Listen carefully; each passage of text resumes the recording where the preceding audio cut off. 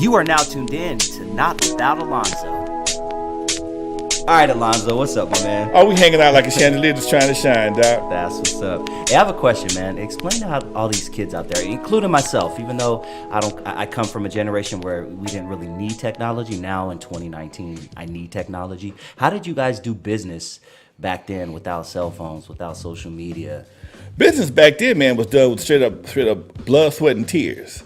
If you were a promoter, you had to love it. You know, you had to love being a promoter because it was a different kind of job. You had to actually work. You could go out at nighttime, 11 o'clock at night, and hang up posters and break a sweat at midnight. Okay, but it was so much fun because there'd be 4 or 5 cats out there. We'd running from the hiding from the police. We running from hobos and dogs, and sometimes, man, rats as big as puppies. Okay, and we never had an issue once you understood the territories which you can hang in and ones you couldn't hang in. You couldn't hang in Carson. You couldn't hang in Culver City. No way, no how. If you hang a poster in Culver City or Carson, they're gonna knock on your door and give your ass room and board for the night and a ticket to the nearest court appearance. God damn. Never played that shit. Don't give a fuck. Like that. Like that. God damn. Okay, keep that shit out of here. Compton was cool with it. Compton was cool with it. L.A. County, L.A. City, parts of Linwood, all of L.A. Gardena got tight at the end because we're right here by Gardena. But once you understood the territorial boundaries of each city, you knew that one side of the street you could hang on and one side you couldn't. Okay? If you go down El Segundo, as you cross over to Western, if you hang on the north side of the street, L.A. County, right side of the street, Gardena. Okay, so you have to learn all this shit as you out there in the street. So cop be looking at you, and it's a vacant lot right there on the road in El Segundo and Figueroa. They would sit there and watch you hang posters at McDonald's, at gas station, by the golf course. Dare your ass across the street. Dare your ass across the street, okay? Gotcha. You finna get room and board for the night and a ticket to the nearest court appearance. God damn, like that. Oh, that's crazy. So this was like social media before social media, right? Man, we actually bought advertising on the radio. Okay. We would buy advertising on the radio, and that would give us a broad coverage. And because Wrecking Crew had such a permanent stake in the city. We advertised every week. We had posters every week. We had commercials every week, and we had flyers every week. We had something to do every week. Like most people didn't have what we had. A few guys had clubs eventually, but Eve After Dark was our home, and we invited you to our home to party with us every Friday and Saturday. Posters went up on Wednesdays. Commercials started Thursdays. And flyers was out Friday and Saturday at the schools. Give me an idea of how the commercials were. Was it the DJ actually saying, "Hey, come to Eve After Dark, 10 o'clock"? Nah, or was it? This is Alonzo. We tried that shit. We would steal from other commercials. I never will forget, man. It was a commercial on television. We would do Harbor Freeway, El Segundo off ramp, Buster right, Eve After Dark. That's Harbor Freeway, El Segundo off ramp, Eve After Dark, upstairs. No shit. Shit like that. Okay. We actually go to the studio and produce a commercial. Okay. And by doing that, man, it set us apart. In fact, as you sit in the studio, I got a room full of shit. I'm going back through all those videos. I got all those commercials. Dude. I got all of them. I found some of my video commercials that I had on cable, and I've also I think I located audio commercials from K-Day and KGLH, K-Day and the KH, because we didn't do KGLH right away. So as I go back to my archives, that's why I had to build this room, man. I had to build this room with all these different recorders in it because I have so many formats. And I went to do. I had 2 items digitally transferred. It cost me $160. Fuck that. I bought a DAT player. I got a cassette player. I got a VHS, And this is what I do during the daytime. And when I have anything to do, I'll come back in my studio and I grab my old TV. I had over 500 TV shows from my television show, Issues in the Hood. I got commercials that I did. I got old records that I did. So, that's kind of my pastime, is bringing people up to date to how we did things. And showing the differences or whatever. I mean, I've ran across one of my old commercials. I'm gonna probably edit it. I had to finally got me a copy of Adobe, so I could edit this video I did for my for Eve After Dark and Talent show. Oh man, it was funny as shit. I looked like Trustus from CB4. Yeah. I look just like Trustus, Doc. Okay, dark glasses on, slick as a motherfucking rings and shit. Come on down to Eve After Dark and be in my talent show. Blah blah blah. Oh man, it was crazy. But it's good looking back on your shit like that. Yeah, that's dope. So when you did the radio spots, did you actually have to drive down to the radio station, get in front of their mic, or did you do it in your studio, send them? Well, you know what? Nah, man. We were kind of fortunate. Wrecking Crew. Eve After Dark took off kind of early, so we had a budget for stuff like that. I had a little bit of money, so I'd go down to my boy Lee Bailey. Lee Bailey had a show called Radioscope. You said it, yes. Lee Bailey Radioscope. He would interview, yes. Yeah. He would interview He'd rappers and stuff. Rappers, all kind of acts. Shit, yeah. And Lee Bailey had an 8-track studio at his house. Okay. So he would rent studio time. He would do Radioscope out of his studio. Mm-hmm. And my boy Unknown worked for Radioscope as a reporter. So we would go down there and rent studio time from Lee, do our commercials, because back then, man, the studio time was high as hell. Even $35 an hour was expensive for us, for 8-track, okay? And we would go down and do our commercials, man. They put them on the reel to reel. We take them to K-Day, they cart them up, and eventually they gave a lot of them back to me. That's what I'm thinking. I got most of them now. Yeah. Yeah. Okay. So it was a whole different era, man. Yeah. A flyer was a full sheet of paper. It couldn't be no quarter sheet. It couldn't be no. Dude, you have to see it when you're driving by, right? We didn't think about that, because understand this: we hired a real artist, a graphic designer, to hand draw our flyers. Okay. It wasn't no fucking Adobe Premiere. It wasn't no Photoshop. This dude had his name was Daryl Davis. His nickname is Lirad, Daryl backwards. Okay. We would hire him. Guys would rush to hire him. He was the best artist in Compton. And he would hand draw the flyers. We give him the theme. The theme was Aqua Boogie. He would put the bird, the fish. Oh man, I got all that stuff right here. I'm gonna scan it and put it up on my YouTube channel. That's cool. But and then he had to, in order for the letters to get square, he had to rub them. He had to buy this big sheet of letters and rub them on, just like a cartoon thing. Like a scratch off. You lay it on this piece of paper, had lines on it, and you could just rub it off, and the letter would stick on the thing. He would do that. That's how he got our names and stuff on there. Dude, it was a whole different process. Talk about some primitive shit. Yeah, for real. We could never do color. Yeah. Color. Forget about it. Black. Forget about it. Damn. Only way you got a different color, only way you got color is you bought a different color flyer, paper. Hot pink, fuchsias, all that kind of stuff. Yeah, that's what our thing was. My partner, his dad owned a print shop, Dale Maynard. He owned a print shop, and Dale is another guy I'm going to interview for Hidden Heroes of West Coast Hip Hop, because he did everybody's flyers. Dale was the same age as we were, but he was a promoter. But his dad owned the print shop right there on Main Street, and we'd all go to Dale and Kobe Poster, where you did your espionage at. What do you mean? Oh man, we had one of the biggest secrets known to a promoter was how many posters, how many flyers you had. And if I know you got 2,000 flyers, I'm finna buy 4 or 3. If I know you got 100 posters, I'm finna buy 2. Okay, and Dale never really understood what we were doing, but when once we realized the importance of that little bit of information, people had to start hiding shit, or they would put their order in at the last minute and go grab it before anybody could get a count on it, But most of it, me and Dale were super tight, so a lot of times Dale would let me go through his receipts to book gigs. Okay. At wedding receptions.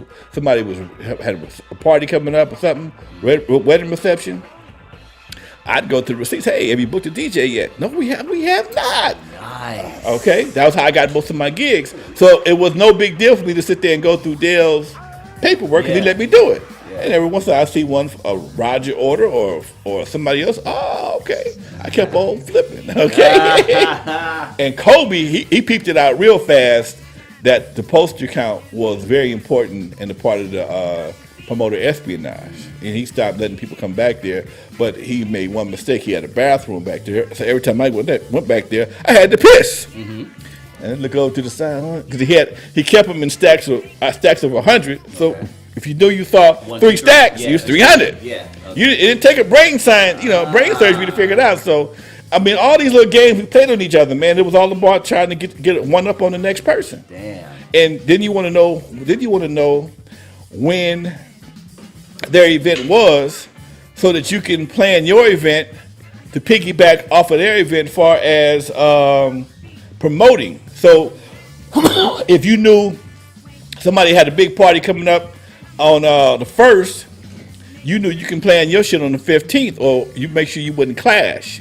Okay? So if you knew LSD or Z-Cars had something on the 15th, you plan yours for the 1st, so you got 2 weeks ahead after them to get yourself together and make sure you be at their dances to pass out your flyer. So it was always a piggyback effect. Okay, you said LSD and Z-Cars? LSD, which I never heard of. Were they a party crew also? Or? LSD and Z-Cars. Well, when it came to party promoters back in the 70s, late 70s, the premier guy was JC2, John Carter Productions. John Carter had a group. He had the Proud Bird on lock over on Aviation. Oh yeah, that's still right. He had the Proud Bird on lock, and the group that performed for him on a regular basis was a group called Ohio Lakeside Express, which ended up being Lakeside before they got signed to Solar. Yeah. Well, he set the bar. Everybody, what's this motherfucker making a killing? He was. So LSD promotion, Larry, Steve, and Durrell, okay. And we had another line. It was Larry sucks Durrell, but that's what it pissed you off, because we all had our rivalries. Anyway, Steve was cool though. Steve was cool. Steve was a goddamn senator right now. Oh no shit. Okay. He's a state senator, Steve Bradford, state senator right to this day. And that's something else I talk about in a minute too. Yeah. So they came along, and they was killing it. They was like shit. I mean, but we didn't know they had his older brother, Larry's older brother, Marvell, was a big force behind their thing as well. Okay. Then came Z-Cars. Z-Cars, as in 240Zs, 260Zs. Gotcha. When the Zs were hot, and everybody wanted a Z, the 2 guys that ran Z-Car production, there's actually about 3 or 4 guys in the group, but the 2 main guys, Elliot and Curtis, rest in peace, had disease, and Elliot was that Superfly cat. Okay. He was with Jerry Curl when it first came out, the Jewelry when it first came out, knowing Baldwin when it first came out. And Curtis was very popular also. I think he was a drum major or something at Locke High School back in the day. So had very popular, high profile cats. And what I found out later on is these guys at 20 years old, they had perfect credit. They had American Express cards. So they would rent the convention center and various other venues, a hotel with their credit cards. I'm using cash because I ain't thinking about credit. I'm old school. Yeah. I got a little bit of money. I pay them. Here my money is. They're going to check. No. They using credit cards. So they would plan their event right before the billing cycle for American Express. So they could actually they could actually have an event. They could actually have 2 events in 1 month. Get that money. Get their money paid back and keep on pushing. And it worked out great for them, man. Then comes other guys like Elite Promoters, us, Uncle Jam's Army. Uncle Jam's Army ended up being the biggest out of all of them. I mean, they did the sports arena like 3 times. Wrecking Crew, Eve After Dark was probably the most consistent. We had the Eve After Dark, Dudo, Skateland, and several other venues. And we would also do we'd have Eve After Dark, and we'd go do a party at Alpine, bring the after party back to Eve After Dark. We go do the Queen Mary, bring the after party back to Eve After Dark. Do the Biltmore, bring the after party back, because sometimes we'd have 2 events in one night. So everybody had their strategies for killing the game, and it just made, it was always a competition it was always a healthy competition that everybody appreciated, man. We never fought. We argue and cuss each other out. Well, no, I can't recall nobody ever put hands on nobody. And I think that was a different time. Me and Roger probably had the hardest rivalry, because we were the last two of the promoters. Everybody else kind of got into other stuff. But he and I stayed in the game longer than anybody else. So we had the earliest and the longest rivalry till he passed. Now, was there such thing as Payola? Payola in the record industry. Oh, you trying to get me shot. Payola's always been around, man. Payola, one of them things that you had to have it. It was illegal as hell. And how record companies got around that shit is they would hire independent record promoters for different regions of the country. And certain radio stations trusted certain individuals with that privacy. So you knew, record companies couldn't come up there, and you couldn't give a guy an envelope. Okay, you got to go talk to Joe Blow. Okay, Joe Blow know that, that the program director for so-and-so station, he likes $100 and some cocaine, or he likes a date with light-skinned big butt girls. Okay, so whatever this cat likes, that's what they did. So the record companies would pay the independent record promoters, and that way they could have anonymity as far as what's going on. I gave it. I paid Arnold this money. If he gave it to so-and-so, that's on Arnold. Yeah. And for that anonymity, it cost him quite a bit of money. Okay, but by the time we got into the game, when the independent record companies got into the game on our level, they knew we had hit records but no money. We were a bunch of kids. So what they would do then is they would come in and they'd have us ship 200 records to a distributor, and we'd do what they call a flip. And the flip would take them 200 records, and they might cost you $250, but on the flip they might be $175. Okay, so you take that flip and you take that money to the record pool. To the radio station and get your records played. So what you do, you might send 1,000 records to a distributor. They cash out the independent record promoter. He could have the cash to go out and pass it around to the radio stations. And it was a twofold situation, because now you're priming the pump for a hit record. So if he buy 1,000 from you, give them away, you can sell 2,000 or 3,000 more in his market. So it worked for everybody. It's just the feds don't like that. Exactly. And then after a while, they got hip to that shit. And then they put dresses and high heels on motherfuckers. Now you got to come play for free.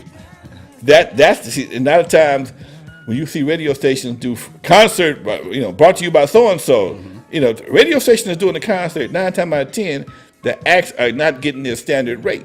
Okay. Because that's the form of Payola. Because what happens now is the radio station is going to pump the shit out them records to get the popularity up to make you want to see the group. So they get their money from the door. Yes. And so they may get a reduced rate on the performance. Cats getting 15, 20,000, they may get them for 5 or 6. Okay, or just for expenses, depending on who you are and how well who your record company is. They may get you for expenses, which means room and board and travel. Yeah, you got to pass over here. You got to do one for free. Trust me, I did a lot of chicken dances. Okay, K-Day they had us playing every grocery store open, church's chicken, all kind of shit. But at that time, we needed the experience. One of our first gigs as Wrecking Crew, opening for New Edition. And they was hottest fish grease, youngest babies. Where was this at? Fremont High School. Okay, no shit. One of the first gigs we ever got. And it was one of the situations where we had to work for the gig. Yeah. You know, there was nobody. There was no opening act, and they needed a sound system. I had a sound system. There you go. So, all right, you let us perform. I bring you the sound system. All right, cool. All right, then that same night, after we got through performing, we had to tear that shit down, take it to Doodles. Okay, and set up again for the after party. Yeah. So, you know, the hustle was always on, man. The hustle always been on, just been a different hustle. And then at one point in time, I think the corporations got hip to the game, and that's why you can't even go to an independent radio station and get anything done. Everything is programmed out of New York or Dallas or some other places. All of it is centrally programmed now, so it cuts out all the payola out. It goes to the main office now. Gotcha. Okay. Did you hang out with New Edition back then? Man, they were so much younger than me. Yeah, now. that's right. I got pictures with them. You know, we hung out. You know, I got pictures with everybody except for Bobby Brown. Oh, word. I've been with hung out with New Edition on several occasions, and the only motherfucker who was never there was Bobby Brown. I got a picture with Ralph and Ricky, Bobby. I'm not Ralph, Ricky, and the other brothers, but never got one with Bobby Brown. Okay. Yeah. Was there ever a group or someone you perform with where you're like, I mean, I know you got a big ass ego now, you the shit back then even, but was ever anybody like, damn, I can't believe I'm playing on stage with him, or I can't believe I'm opening up for him, or Morris Day at a time. Okay. We did about 3 dates with Morris Day at a time, and the real cool part about that was another group that was out of L.A. was also playing with Morris Day at a time, a group called Tees. And 3 or 4 of the guys from Tees went to high school with me.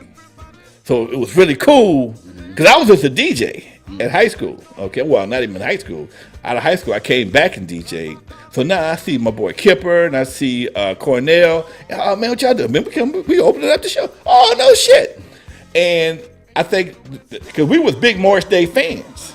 Okay, me, Wrecking Crew. If you Morris Day.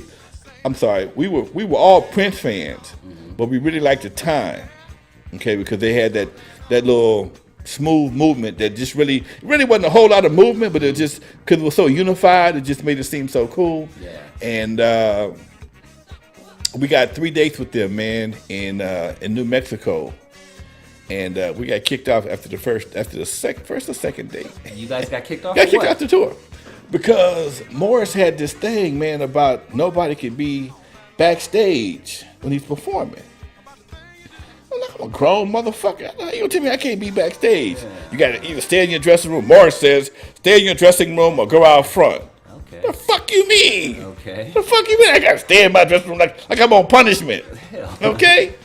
And the motherfucker, I'm like, no, I ain't saying, we stayed in the dressing room.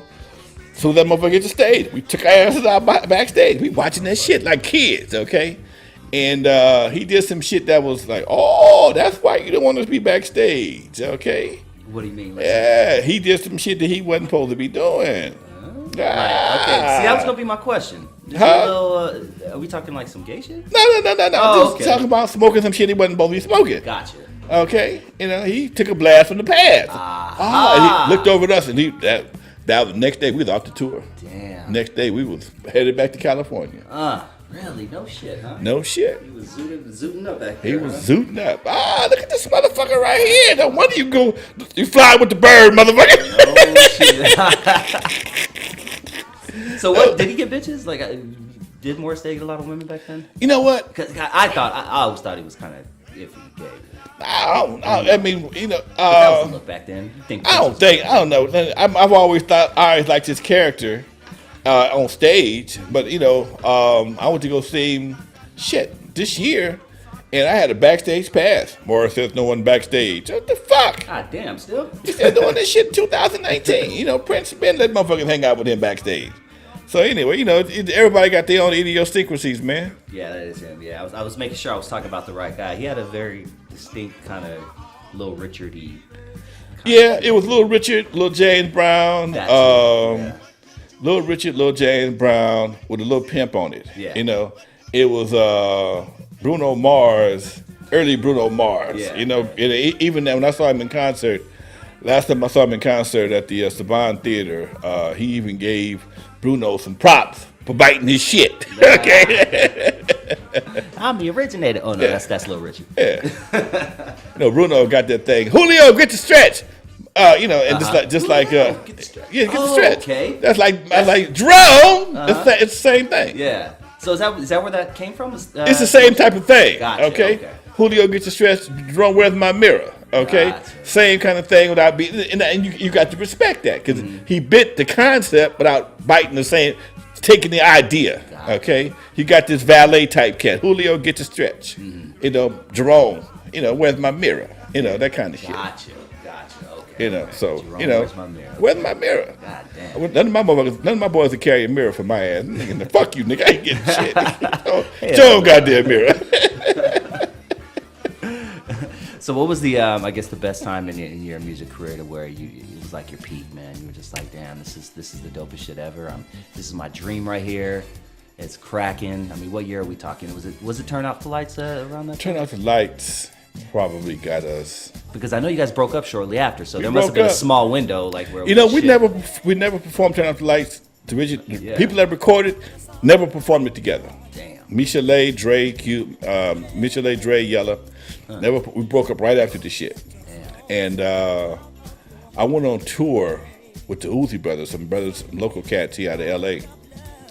And they were all they're all my age. Okay, because Dre and them was all younger than me. Yeah. So, you know, these niggas ain't going for bad. I'm like, I better bring some backup in case these niggas get crazy. I knew they wouldn't get crazy, but just in case these motherfuckers get some jump bad, let me bring me a couple of niggas with me just in case shit get funky. These niggas, they playing to be gangsters. And we all was hanging out. I had a live band because I'm headlining shows now. So these guys are my band. And I don't know if I told you. I think I told you this story before. I'm gonna tell it to you again. No, fuck it. We in D.C. and Turn Out the Lights and EU doing the butt. Okay. Is like back and back, one neck and neck records, 1 and 2, 1 and 2, 1 and 2. And it was EU's homecoming in DC. They invited us to play, but we had already booked a gig in Virginia. DC and Virginia is like LA and Compton. They're not that far apart, but you got to be moving to get there in time. So we opened in DC, we closing in Virginia. My boys, before I left LA, man, your line is, for like a military dancer for you, I dance. Nigga, put a G-string on, put a G-string on. I ain't buying no goddamn G-string. Nigga, put a G-string on, nigga. Fuck that, shake your nuts, nigga. You Lonzo. So I ain't buying no G-string. So my assistant bought me a G-string. So we get to DC. Man, put the G-string on. Man, I ain't put no G-string on. Put the G-string on. Man, fuck that, man. I ain't doing that shit, okay? Man, fuck that. Man, try that shit. I'll put the G-string on. Oh shit. So we had to go on the radio before the show started and tell all of DC, if you want to see world-class wrecking crew, you got to be there early. We're going to be first, okay? The venue held like 17,000. We got there 15,000 people there. Okay. Cracking. Now, because it's cracking so hard and we going on first, we got to fly. We got to get to the airport in a matter of minutes, or we're going to miss the last flight to Virginia. So they went us a helicopter in the parking lot waiting for us. So now, it's 15,000 people. This is my first show without Dre and them. Get to Virginia, and I put the G-string on, and to calm my nerve, I got me a shot of tequila, Jose Cuervo, and a half a bottle of Corona to calm my nerves. By the time I got through juicing surgery, I'm feeling pretty goddamn good. By the time that doom, man, came to my part, I dropped my motherfucking pants. 15,000 motherfuckers. Oh, this nigga crazy. This motherfucker this dumb and shit, right? So motherfuckers went crazy. The arena erupted, man. It was like the nigga made a 3-point shot at the fucking playoffs or some shit, right? And I brought my maxi coat with me, so I'm standing on stage in my drawers, my hands up in the air and shit. And the girls was going crazy like a motherfucking nigga, like woo, woo, woo, woo, woo, woo. My boy came up behind me right after I pulled my pants up and threw my rabbit maxi coat over my shoulders like James Brown shit. Yeah. Now I didn't even know this, but I looked on the side. They brought the limo inside the arena by the stage so we can get to the parking lot faster to the helicopter. Okay. So my boys, everybody except for one cat and me and Mona was already going to the helicopter. So as I'm walking off the stage, I'm waving with my coat over my shoulder and shit, man. And me and Mona walking off the stage together. The crowd is going crazy, man. So I get in the limo, pop out the sunroof. Nice. I'm waving at motherfuckers and shit. And I got this luxurious Jerry curl. This motherfucker is blowing in the wind like nobody's business, dude. Dude, my head is this fucking big. Here I am, a motherfucker from Compton, having a Michael Jackson motherfucking moment. Mm-hmm. Get outside. It's about 300-400 motherfuckers around the helicopter. They got it roped off, police and shit. I pull up and shit, man. Motherfuckers going crazy. I'm like, God damn, this shit is good, right? Motherfuckers is feeling my ass. I'm signing autographs and shit, and they put the little headphones on me in the helicopter, and we take off to the airport. Get to the airport. We on a motherfucking crop dusting plane. This motherfucker, propellers and shit, right? And we fly over to Virginia. Now in Virginia, we headlined. We headlining with I think Heavy D and the Boys and LL Cool J, some other folks I can't think of right now. But we late.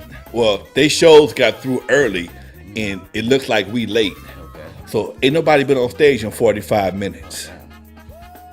Get to the show, promoter playing with my money. I don't play that shit. I'm a big old jukebox. Motherfucker, when you run out of quarters, I ain't playing no more. So he finally gave me my money. We go on stage, and motherfuckers is restless. And then you think where you motherfuckers been? Total difference from what you just left. Total difference. I could have knocked off everything in that goddamn town back in D.C. We're doing the show. Me, Richie Rich, Battle Cat. The Battle Cat. We're doing the show. Richie Rich from Dream Team. Richie Rich from Dream Team. And Battle Cat, who rolls with Dre now, okay? Battle Cat, they both stepped in to go on tour with me to be my side men. And straight them stepped off. And they was not feeling Surgery and Juice at all. At all. They wasn't feeling that shit. So motherfuckers was throwing little shit. I ain't never been booed before, but this shit right here was very uncomfortable. Motherfuckers trying to get his groove on and ducking and niggas, hey, nigga, hold on, turn off the lights. Boom, dropped it off like boom, boom, boom, boom. Motherfuckers calm down. Few motherfuckers is still doing that dumb shit. Man, I said, my boy, drop your pants. Yeah, that's right. So doom, like a military, just a few I dance, pop. The girls go crazy. This nigga's got his nuts out. The guy's like, fuck this motherfucker. Shit. Doom. So shit go off. We go out, we walk off stage. It was all right. No, everybody calm down. But as I'm walking off stage, I feel this biting on my motherfucking thighs. What the fuck? What is biting me on my thighs? So I looked down, pulled my pants up, see shit. Took a few more steps. God damn! What the fuck is this biting me on my thighs? And I'm walking, and I go see my manager, and we in the dressing room, and we talking. I get up to go to the bathroom. God damn! He said, what's wrong, man? I said, man, something is biting me on my motherfucking thighs, right by my nuts. He said, let's go look. So I go in the bathroom, man, and I pull my pants down. I don't see nothing. And then I lifted up my nuts, and between my nuts and my thigh It was a big ass Harry Potter Hubba Bubba gum. And as I'm walking, this motherfucker giving me a goddamn bikini wax as I'm walking down the goddamn steps and shit. Somebody threw a big ass wad of gum and it got stuck by your your nuts. Right there by my nuts. I'm getting a fucking bikini wax as I'm walking. Oh, shit. So, I tell motherfuckers this stress nigga, you lying. Nigga, I sound like I ain't got to lie. I ain't got a lot of kicking. But that goes to show you, and this is why motherfuckers say, why you so grounded? Why I'm so grounded? Motherfucker, in DC, I was a god. In Virginia, I'm a nigga with gum on his nuts. Okay, the same fucking night.